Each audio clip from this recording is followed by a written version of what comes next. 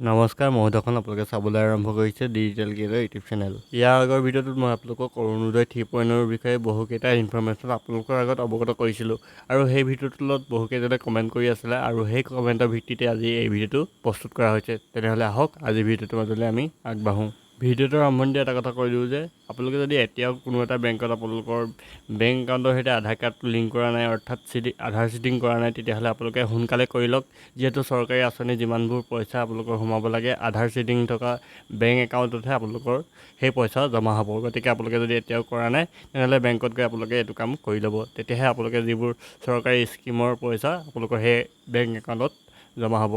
যোৱাটো ভিডিঅ'ত মই আপোনালোকক কৈছিলোঁ যে অৰুণোদয় 3.0ৰ কাৰণে কাক চিলেক্ট কৰা হৈছে, অৰ্থাৎ যাক চিলেক্ট কৰিছে একোখনকৈ পত্ৰ আৰু একোখনকৈ কিতাপ আপোনালোকক প্ৰেৰণ কৰিছে বুলি মই কৈছিলোঁ। যিসকলে এতিয়ালৈকে লাভ কৰা নাই তেওঁলোকে কেইদিনমান ৱেইট কৰক, আগষ্ট মাহৰ ভিতৰতে আপোনালোকে এইবিলাক লাভ কৰিব। মই ইয়াৰ আগৰ ভিডিঅ'টো আপোনালোকক কৈছিলোঁ যে যিখন আপোনালোকে পত্ৰ লাভ কৰিছে সেই পত্ৰখনত তলত লিখা আছিলে যে এখন নতুন স্কিমৰ কথা, আৰু যিখন 2026 চনৰ 1 জানুৱাৰীৰ পৰা প্ৰণয়ন কৰা হ'ব বুলি তেওঁলোকে উল্লেখ কৰিছিল। আৰু সেই আঁচনিৰ মৰ্মে যিসকল অৰুণোদয় পৰিয়াল আছে সেই পৰিয়ালে একোটা গেছ চিলিণ্ডাৰ ক্ৰয় কৰাৰ বিনিময়ত 250 টকাকৈ অতিৰিক্ত তেওঁলোকৰ বেংক একাউণ্টত ডাইৰেক্ট জমা হ'ব বুলি তেওঁলোকে উল্লেখ কৰিছিলে।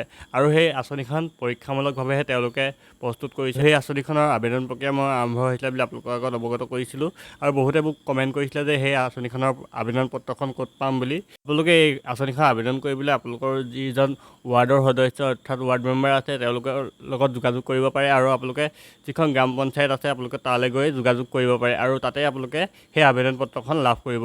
আৰু বহুকেইজনে মোক মেছেজ দিছিলে যে যিহেতু আবেদন পত্ৰখনত অৰুণোদয় আইডিটো তাত পূৰাব লাগে, সেই অৰুণোদয় আইডিটো আপোনালোকে ক'ত লাভ কৰিব বুলি মোক সুধিছিলে।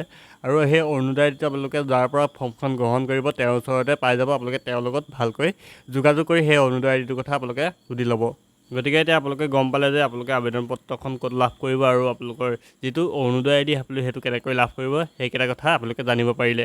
গতিকে আপোনালোকে দেৰি নকৰিব, আপোনালোকৰ যিজন ৱাৰ্ড মেম্বাৰ আছে তেওঁলোকৰ যোগাযোগ কৰক আৰু পঞ্চায়তৰ ব্যক্তিসকলৰ লগত যোগাযোগ কৰি এই আবেদন পত্ৰখন আপোনালোকে ফিল আপ কৰাৰ ব্যৱস্থা কৰক। যিহেতু 17 ছেপ্টেম্বৰৰ দিনাখনি অৰুণোদয় 3.0ৰ পইচাটো সোমাব। যদি আপুনি এতিয়াও পত্ৰখন লাভ কৰা নাই তেনেহ'লে আপোনালোকৰ ৱাৰ্ড মেম্বাৰৰ লগত আপোনালোকে যোগাযোগ কৰক। গতিকে এতিয়া আপোনালোকে গম পালে যে আপোনালোকৰ যিটো অতিৰিক্ত 250 টকা সেইটো কেনেকৈ লাভ কৰিব আৰু কোনসকলক দিয়া হ'ব। সেইবাবে আপোনালোকে যিখিনি কৰণীয় কাম আছে আপোনালোকে সোনকালে কৰি লওক। আৰু আজিৰ ভিডিঅ'টো ইমানেই আছিল। যদি ভাল পালে লাইক শ্বেয়াৰ কমেণ্ট কৰিব আৰু এনেকুৱা ধৰণৰ ভিডিঅ'সমূহ পাই থাকিবলৈ আমাৰ চেনেলটো ছাবস্ক্ৰাইব কৰিব।